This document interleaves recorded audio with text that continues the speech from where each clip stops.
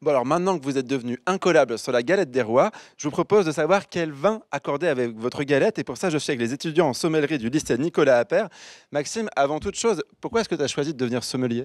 Donc j'ai choisi d'être sommelier parce qu'avant j'ai fait un cursus en cuisine et je trouvais très intéressant justement d'associer des mets à des vins. Et donc c'est comme ça qu'après par curiosité j'ai voulu découvrir la sommellerie. Alors comment est-ce qu'elle est née ta passion pour la sommellerie?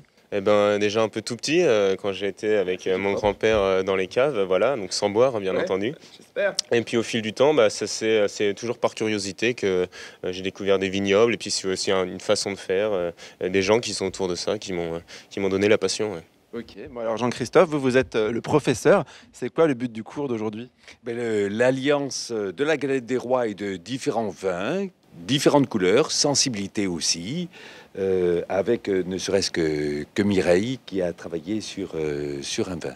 D'accord, il n'y a pas que Mireille, je crois que chacun a prévu son vin à vous donner pour un petit conseil. Alors dis-moi Maxime, quel est ton vin que tu as choisi pour la galette? Alors moi du coup j'ai choisi un Rivesaltes 1979, donc de la cuvée Guillain Cabestany. Donc on peut admirer cette robe justement un peu caramel et qui va nous ramener aussi donc des arômes de fruits secs, d'abricots et ce côté un peu torréfié de café qui vont pour moi très bien se marier avec le croustillant de la galette et ce fondant voilà, qu'on peut trouver à l'intérieur. Ok, on sent le conseil du pro. Alors maintenant on va aller voir du coup Mireille. Mireille, qu'est-ce que tu as choisi pour la galette?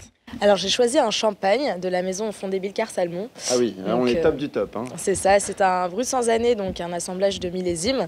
Là on est tout en finesse avec ce vin avec des fines bulles qui est très agréable en bouche et très frais. D'accord. Bon. Et toi Baptiste? Alors moi j'ai choisi un AOC Alsace Gewürztraminer, donc vendange tardive, donc vin récolté à maturité, donc assez sucré.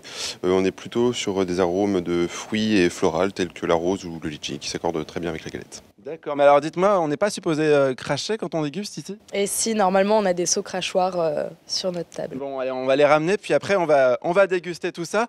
Alicia, je te laisse continuer l'émission parce que moi j'ai besoin de parfaire un petit peu mes connaissances en vin, donc j'en profite. Bon appétit. Merci. Bon appétit.